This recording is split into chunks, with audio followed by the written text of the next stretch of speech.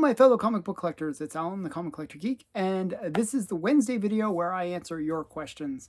Um, each week, people ask me questions, and I on the Wednesday video, and then the next week after that, I answer the questions. If you have a question you want answered, all you have to do, put it in the comments below, and I will answer it next week. So this week we got some really great questions, some awesome ones actually. Let's just get right into it. Antonio asked, knowing the Comics Code Authority ceased activity on January 2011, which top 10 comics in your collection post 2011 would the 1954 CCA would have had a heart attack if they saw it? Well, you got to stay tuned for that one. I'm going to do that as the Friday challenge because I think it's such a great question. It's 10 comics. Stay tuned. I'm going to show you some really great ones that are modern books. Totally would have freaked out the CCA. So stay tuned for Friday's challenge video where I'll show those. And I'm going to ask other people to show their ones that they think would freak out the Comic Code Authority. So stay tuned for that. That'll be on Friday. I'm sorry, you gotta wait. But yeah, I think it's a great question. Dead Man wrote, how many Archie titles have there been? How many are still going? And how many have you got? And have you got any complete Archie collections? I do mean Archie titles as in Archie in it. Okay, so there were 451 Archie titles. And when I say Archie titles, I mean Archie Comics. The company produced that many different titles. That does not mean that Archie is in every single one of those. Those include Teenage Mutant Ninja Turtles and some other ones that Archie just happened to produce, like Jaguar and a whole bunch of ones like Good Boy Wilkin or whatever it is. There's a bunch that they produced. I would say like half are ones that would, or half or slightly more would be ones that have Archie in them. Examples would be like Betty and Veronica, Life with Archie, obviously. There's so many titles that have Archie in them, like Jughead, Reggie, all of those ones that are not necessarily Archie titles, but they have Archie appearing as a character in the comics. So I would say about, I didn't count them all, sorry, it was just too many. I didn't feel like counting 451 different ones, but I did get the numbers of that. Strangely, in terms of ongoing titles, there's not that many. And I'll give you all of their ongoing Archie with Archie in it titles. There's Archie is Mr. Justice, which is a new series, just came out. I think it's on issue 3 or 4. That just came out. It's like him as a superhero. There's Archie Showcase Digest, which is just a digest that's been ongoing. There's Archie Milestones Digest. There's Betty and Veronica Double Digest. And these are all digests that have been going on for a while. Then there's some yearly ones. There's Archie's Valentine Spectacular, which is a yearly one that they'll just produce once a year, like literally once a year. And then there's another one, which is Archie Christmas Spectacular. So you'll get that once a year. So that's it. Those are all the titles that are Archie related. So like Pep, Archie Comics, those are all done. Those haven't been around for a while now. So they really have been relying on the digests. So yeah, that's Archie. Now, it's a hard to find and desire if it's a hard to find and desired issue with the grade and rusted staple, do you think it's a long-term good investment? Still a long-term good investment. So the question is, like, if you have like a comic with a rusted staple and it's, I'm not sure, depending on the grade, do you think it's a long-term good investment?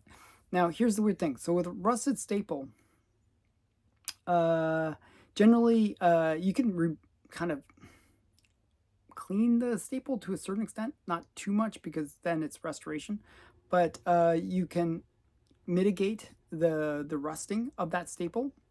Um, if it's the case that you bought a high grade comic that has rusted staples, like where there's a bit of rust on the staples, and that rust is growing, then definitely you're gonna lose out on that investment, because what'll happen is that staple will completely rust, and then you'll have like damage to the book and potentially detached cover. So that's that's the progression of the rusted staple.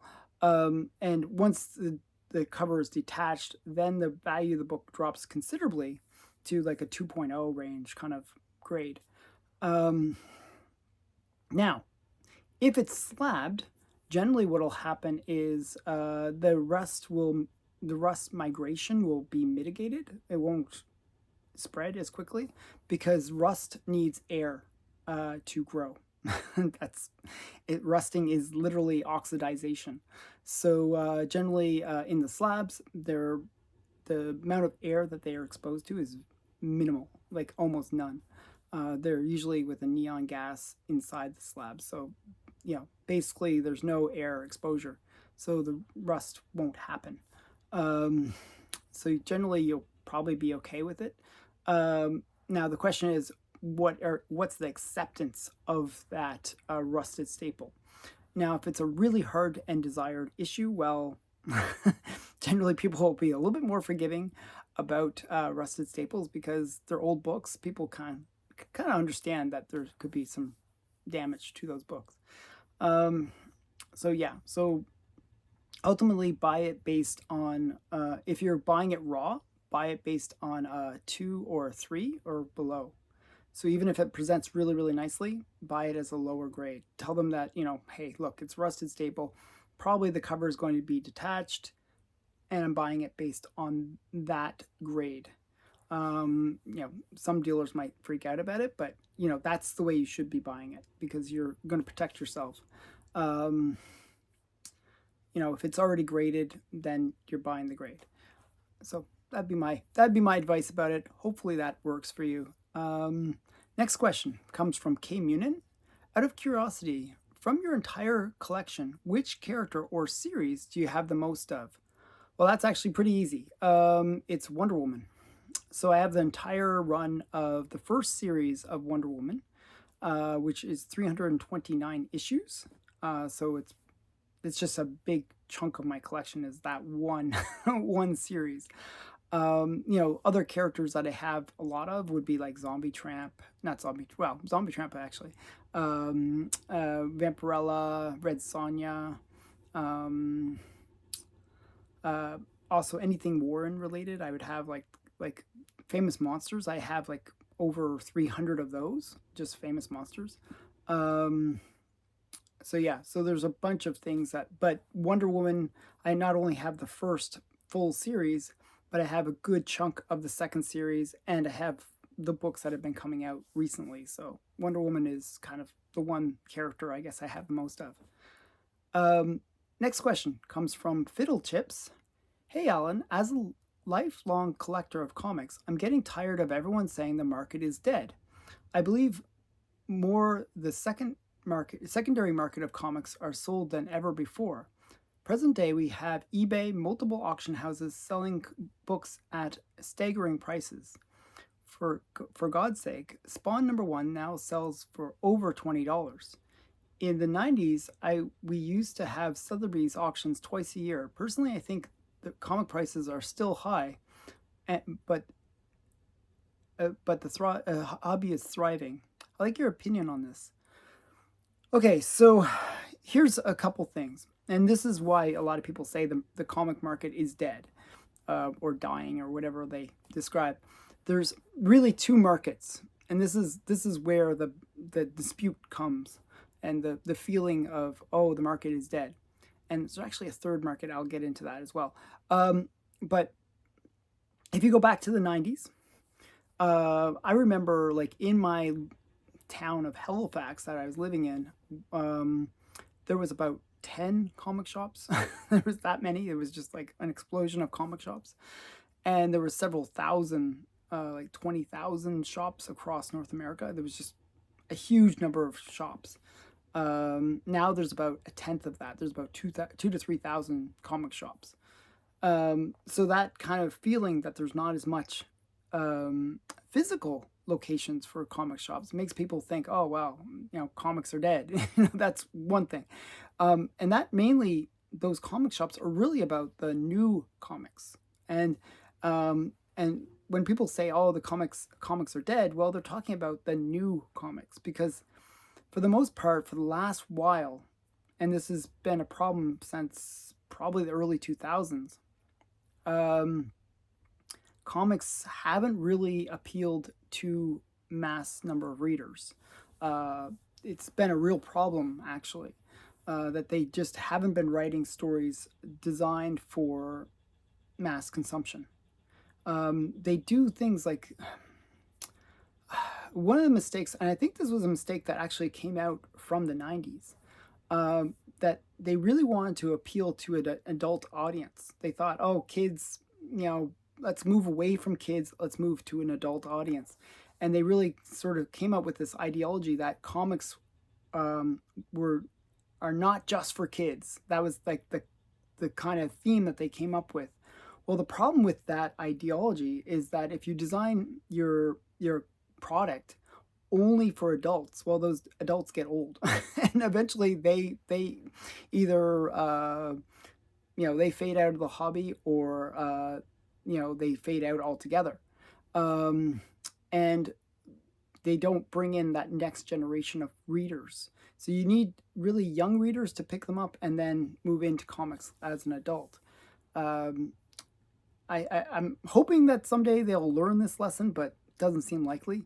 The other problem that happened, and this is more of a recent phenomena, is that they really got agenda driven, and they focus more on pushing an agenda within comics rather than telling good stories. And that turned even the adult readers away from comics. The funny thing is, if you look at scholastic books, which are comic books, like they're books that are in with comics in them, like Dogman and Bone, and like a whole bunch of titles.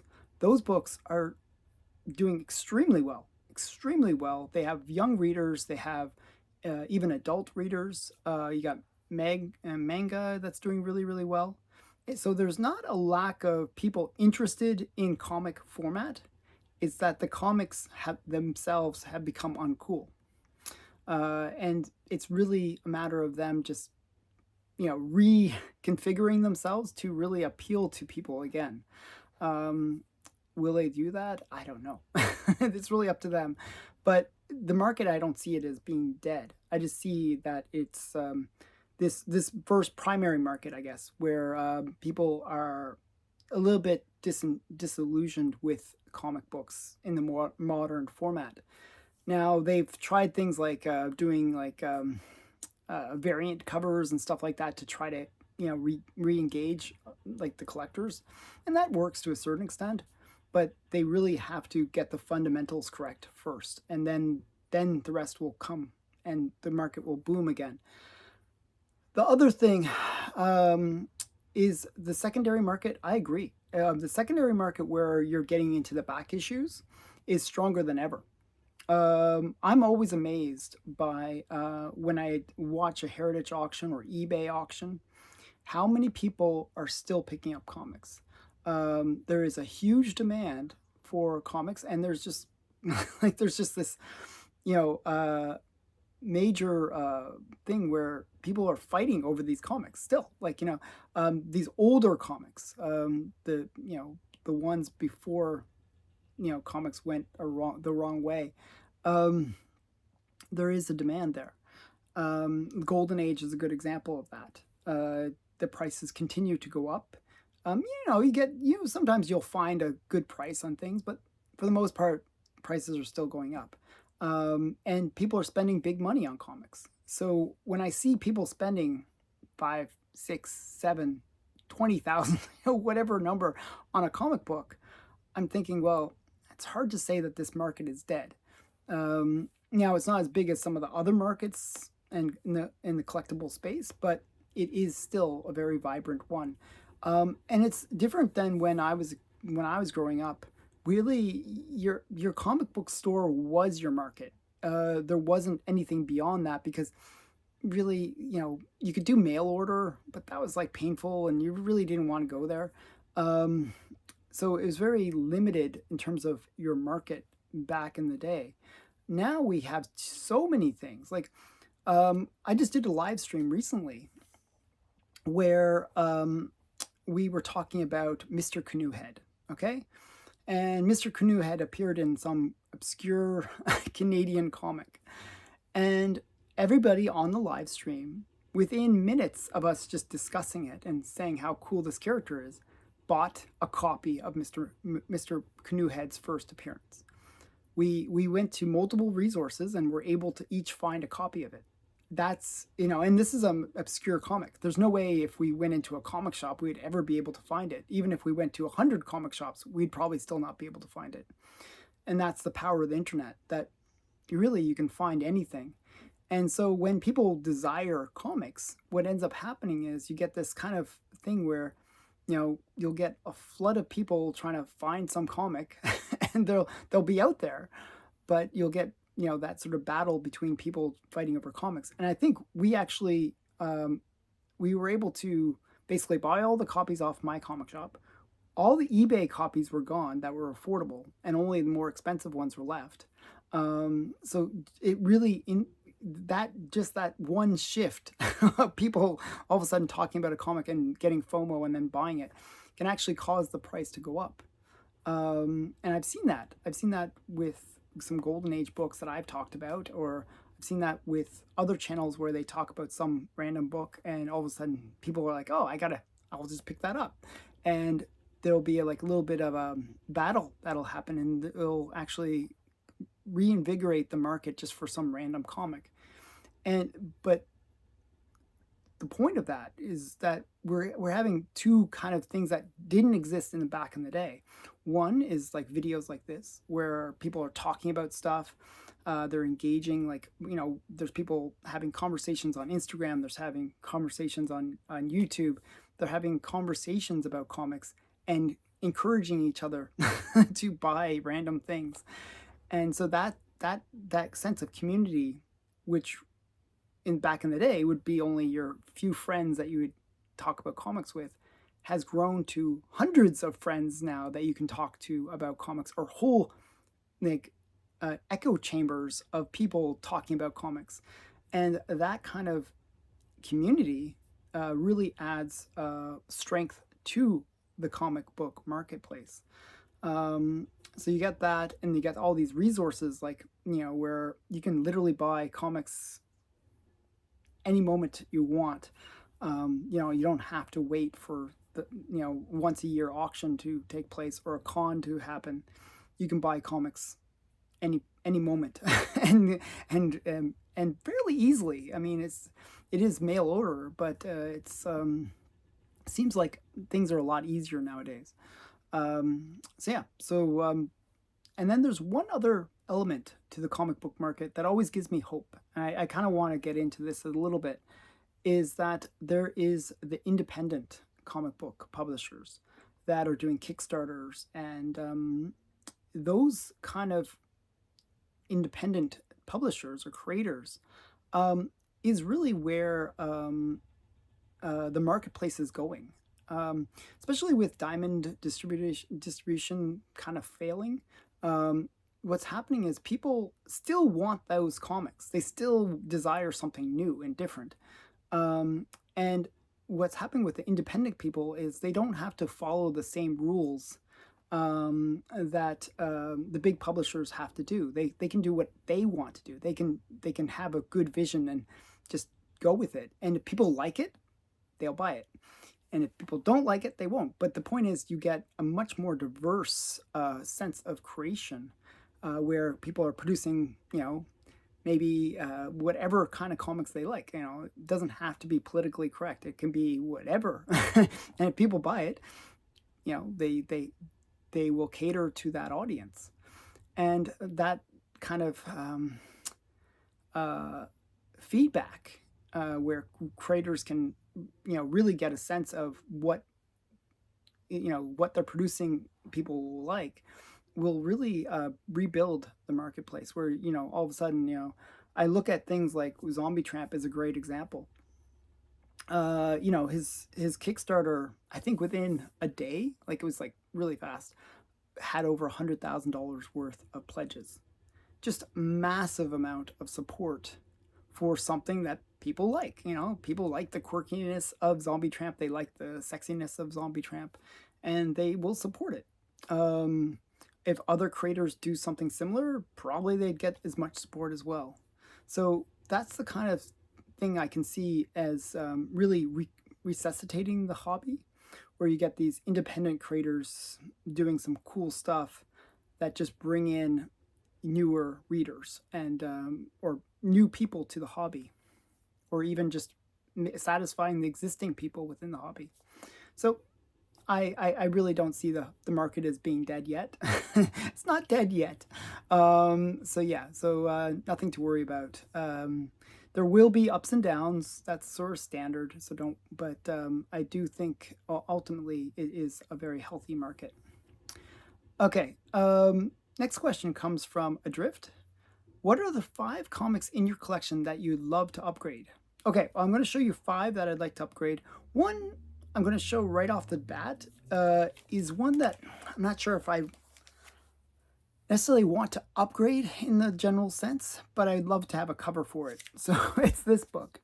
And I've heard that you can get like reproduction covers done for this one. This is Triumph Comics #1, or it's Triumph Adventure Comics #1, which is the first appearance of Alvana. And just a cool Canadian book. There's only, I think, 4 copies known to exist, so finding an upgrade would be actually quite challenging. But I'd love to have a repro cover, just to give it the proper cover. And I would actually display it like this, because I've seen the actual cover for this book, and it's actually not the greatest. But I would throw in the repro cover into the back, just so that it would, I'd still display it like this, because I actually like the original splash page. But yeah, I'd love to find a repro cover. Okay, so that's the first one. Next one is one that it irks me. I don't know how to describe it. This is one where actually it presents reasonably well. It's a really nice copy. And it's 0.5 though. It's actually a complete copy. But I think it's because of brittle pages, and I think it's brittle pages and also spine split. So sometimes when those two things happen together, CGC will give it a really low grade, like a 0.5. It's actually a reasonably good presenting 0.5 though. But I'd love to upgrade this so that it doesn't say 0.5 up there. If it said like a 2 or a 3, just something a little bit higher. But this one irks me because this one hadn't sold for a long time. And when I saw it, I was like, oh, wow, I always wanted to get this book. And I thought, this is my chance. I'm going to go all in. I bid really high, overpaid for it. And then after buying it, a whole bunch of copies came up on the market that were higher grade, not 0.5s, much like way higher grades, like 2s and stuff like that. And they were all cheaper. Every single one of them was cheaper than this one. I overpaid, and I was very sad about that. So yeah, I'd love to upgrade this one, just because in a weird way I have a bit of a bad feeling about this comic, just because of overpaying for a low grade. But it does present well, so I'm actually quite happy with the book. Every time I look at it, I just remember how I overpaid, and that's one of the main reasons why I want to upgrade it. It's just so I won't feel that way. And I want to upgrade it for much, much cheaper than I paid for this one. That's the other challenge I put for myself on it. Okay, this next one is an interesting one. Another 0.5. Actually, part of the reason why I want to upgrade books is because they're 0.5s. And this is my Sensation Comics #1. And actually another one that presents really, really well. And actually I got a good deal on this in terms of the price that I paid. I'll show you the back as well. Back is actually quite nice. Like, it presents really well. The only thing is it's missing a centerfold. And that's what bothers me about this book. It's not that it doesn't present well. The spine you can see is kind of mangled. It's like not the greatest. But the centerfold is missing, and that bothers me. I'd like to have a complete copy. Definitely a beautiful book, though. Actually, I really do like this book. So yeah. So yeah, every time I look at it, I like it a little bit more. It's like I really love this book. But yeah, centerfold missing, effects story incomplete. That really bothers me. The incomplete and the effects story part. Yeah, so if I could find a centerfold and somehow marry them, I'd be happy with that. Or if I could find a higher grade, maybe even restored book, I would be happy with that too. As long as it presents nicer than that one. So that's the first three. This next one, there's a bunch of things that bothered me about this book. And I'll get into it. This one is another incomplete one. And it was one of the things that I ordered from... Wow, it is actually... I gotta really be careful holding this. I didn't even realize it's even falling apart more. Okay, so this one is an old slab. You can see that it's like the big old... The old magazine slabs are actually crap. I just have to say. The early magazine slabs for CGC were terrible. And the reason it's in the magazine slab is it's a Golden Age book and just didn't quite fit into the standard one because of the spine roll. But yeah, this is a low grade and the slab is just shattered. The problem with these old slabs is if you put any weight on them, just any weight, the slab will crack. Just, you know, and what happened was when this was shipped to me, it was put with other books stacked on top of it, and the weight of those books just cracked the slab. And it was really annoying. So yeah, I was a little bit upset about that because it's just totally shattered. And the other thing about this book that bothers me is it is also incomplete. So this is a 0.5, cover detached, centerfold missing, effects story incomplete. So that's where it really bothers me. Incomplete effects story. I love this book. This is a great book. This is Air Fighters Comics number 2, volume 2, number 2. This is the first appearance of Valkyrie, a character that I really like. And it's just annoying that I don't have a complete copy. I mean, it presents well, actually, for the grade. But definitely would love to have a better copy of this. And this one, if I see a reasonably priced one, I'll probably get it just because I'd like to have a better one. So you can see how the spine roll really was accentuated, and I think because it was like such a low grade, they didn't bother fixing the spine roll, but they should have fixed that spine roll, and then it would fit into the slab, the regular slabs. So that's my... You know, I love this book, but it's annoying that the slab is shattered, and it is really shattered. It's like literally hanging on by a thread. But yeah, that's one I'd love to upgrade. Okay, my last one. This was an experiment went wrong. And, so this is a hard book to find, and again, sometimes when you find something and you just like, okay, I'm going to take a risk. And that's what this one was. I thought, I'll take a risk. There was a bunch, they had the whole run of this title on a My Comic Shop auction. And all of them had these big stickers, like about this big, across the cover. Why? Who knows? All of them had that sticker except for this one, where it looked like the person had removed that sticker. And you can see where that sticker was. This massive sticker. See how big it was? It's this massive sticker. Really hard book to find. This completes my Jetta collection, actually. This is Jetta number 5. I got it for a great price. I can't complain. It was a great price. You know, I wish, though, that... I was looking at it. I was thinking, okay, what if... And this was what I was assuming, that, you know, the sticker, when it got removed... was just leaving on little bits of the paper of the sticker and not actually damaging the book. Like what if it's just that, where it's just the damage of the sticker having bits of the paper of the sticker, and that's what this was. I thought that that's what it could be, and you could actually take the comic, put it in a bath, like, or steam it, or do something to it where you could remove that residue. And I thought, okay, that's what I'll potentially could do. I'm not the kind of person that would actually do that, but in theory, I could do that, and bring out the true cover for this book, and it would probably be a higher grade, much higher grade, because it actually, if you look at the book, look at that, it's like very, very solid. It actually is, like, you look at the spine, look at everything except for where the sticker is. Very beautiful book.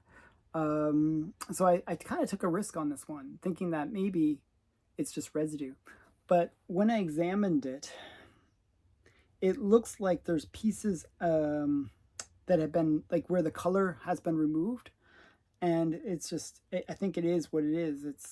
It's damaged. So it kind of makes me a little bit sad. I'd love to upgrade this one for that reason, just to make it display a lot better. It's such a great book, such a great cover. It's Dan DiCarlo art, and it's Jetta, which is a cool title. So yeah, just a kind of a kind of one I'd love to upgrade, but it's a hard one to find. I think there's like less than 10 of these on the census. So yeah, so those are my 5 books I'd love to upgrade. Okay, Kim wrote, would you count any character that has first appearance in another medium, in other mediums, such as magazines, previews, issues, etc., as their first appearance? So here's the thing that always happens with first appearances. If you look at most of the more famous characters in comics, like Tarzan or Conan or Buck Rogers or Flash Gordon, or like some of these more iconic characters, I should say, they had earlier appearances in pulps or magazines or newspapers. Spirit is a good example of that as well. So a lot of the time, there's a cope that happens with comic book collectors. Comic book collectors cope with the fact that those comics or those characters appeared elsewhere first by saying, okay, I want the first comic book appearance. And that's a coping mechanism that we have, because we still want that first appearance, but we don't want a pulp in our collection, or we don't want a magazine in our collection. Excuse me. So the point is, other mediums, generally that's the way collectors get around it. Now there is something where collectors, and I was actually going to do a video about this because I actually bought the book in question. There is a situation where collectors will die on the hill of a first appearance, even though that isn't the first appearance. A good example of that is Gambit's first appearance being not in X-Men 280 something, whatever it is, versus or 260 or some, whatever it is, versus the annual. He actually did make the first appearance in the annual. People will freak out, because they've already invested so much in that, what they believed was the first appearance, and then to be told that there's an earlier first appearance really freaks them out. So the market kind of set that this is the first appearance, and people kind of get all upset about that. So generally what will happen is, with those, like, people are so determined that they won't change. It's sort of similar to what Stephen has gone on about, which is Sandman's first appearance. And this is something that he discovered 40 years ago, was that Sandman first appeared in New York World's Fair 1939. Whereas most people use Detective Comics 40, I believe it is, as the first appearance of Sandman. And because of that, or might be earlier than that, but it's like it's one of those detective comic ones. Um, as or adventure comics. Is it adventure comics? I'm trying to think of what. I think it's adventure comics. Whatever it is. The point is, I think it's adventure comics 40. I had to think about it for a second.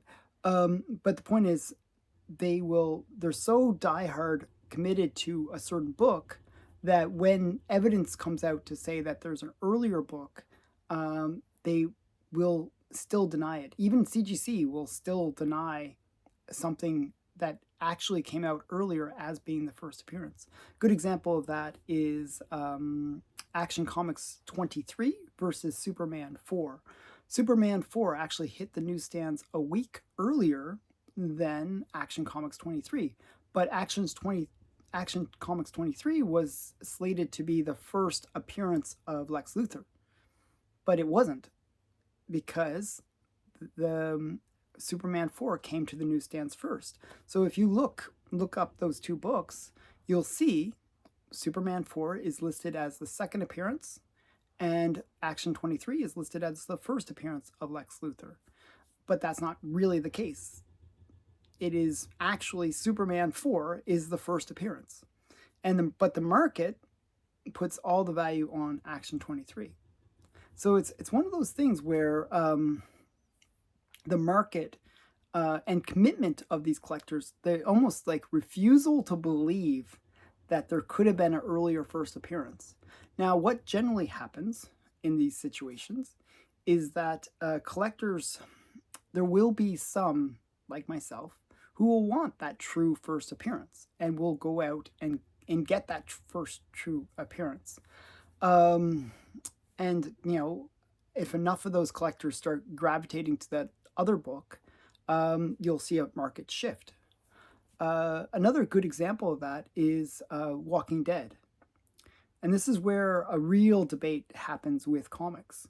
Walking Dead #1 is considered to be the first appearance of all of the characters for The Walking Dead, or all the primary characters. However, there was a preview comic that came out before it. I'm trying to remember. I have it because I'm that kind of person.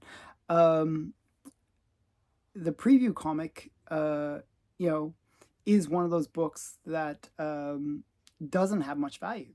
Walking Dead #1, a couple $1,000. The preview for it, where it's actually a 5-page preview, it shows the characters. You get to see Rick, all the you see the major characters, and sets up the whole story. It's like and it's much. I think it's like a month earlier than the actual book. Well, that should be considered the first appearance. That should have the value. Another good example is the Goon. The Goon. A lot of people don't realize that his first appearance is in Dream. I think it's Dreamwalker or Dreamweaver. One of those two, Dreamwalker or Dreamweaver, #2. And that has his first appearance, where it's also one of these preview things. It's like a several-page preview. Again, it's collectors being stubborn rather than accepting the reality that this character made its first appearance elsewhere. And it's really weird how collectors are that stubborn. They will not change because they put so much money on whatever comic is being the first appearance. So now there's one other level to that. And this is the one that's probably the most hard to swallow. Well, what do you do about ads or preview comics? Like every month, the distributors will get their big magazine. It's like a magazine with all the previews.